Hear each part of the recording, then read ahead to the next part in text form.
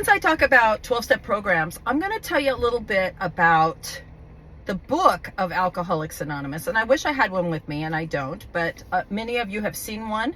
I was given one when I was 19. One of my assistant managers at the Coyote Cafe in Spokane, Washington, could see very clearly I had a problem. He was a recovering alcoholic. He didn't talk about it. He had come from Texas and was a great guy. Loved this guy. Who knew he had a drinking problem? You couldn't tell, but I was on my full glory, right? And one day he just handed me this blue book and said, "You might want to read this." And I was like, oh.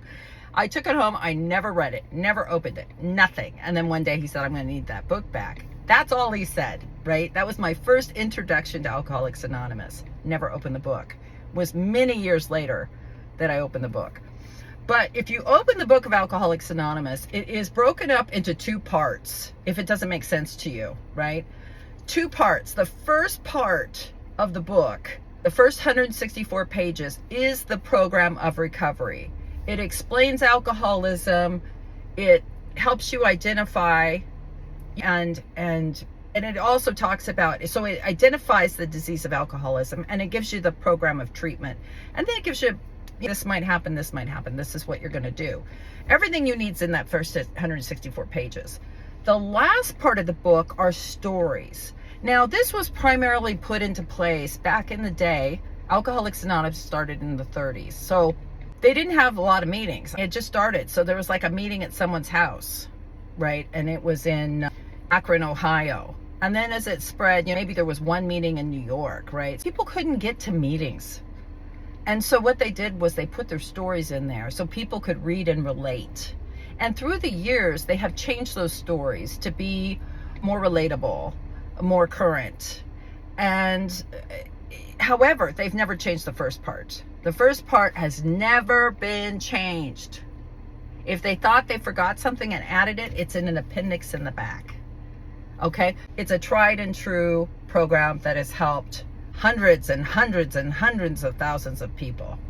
Okay? It was so successful that the founder, one of the founders, Bill Wilson, who wrote the book, his wife, who was the ultimate codependent, right?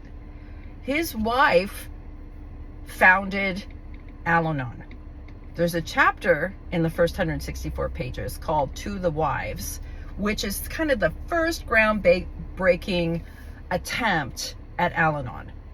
Very interesting to read. You might think this is all outdated, but it completely applies today. Don't get hung up on the grammar. If there's a word you don't understand, just Google it so you understand what they're talking about. So that was Al-Anon. And Al-Anon they set up based on those 12 steps. Okay, when they started Narcotics Anonymous, they used the same 12 steps. Gamblers Anonymous, same 12 steps. Cocaine, meth Anonymous, heroin Anonymous, whatever Anonymous, 12 steps. That's because they are basic. To me, they're very similar to the very now popular Stoic outlook on life. If you read the Stoics, it's very similar to the 12-step programs, no matter which one it is. And it's basically is you have no control over anybody or anything else in your life. You only have control over yourself and your reactions, right? How you're reacting to life. So that's kind of my basic hit on that. I've got more information about the big book. I'm going to be talking about it. If you don't like it, scroll on. If you like it, hang in there. I'm going to really give you some information about the big book. And if you go to your local meeting, you're going to be able to shock them with some things you know about the big book that they don't. Thanks.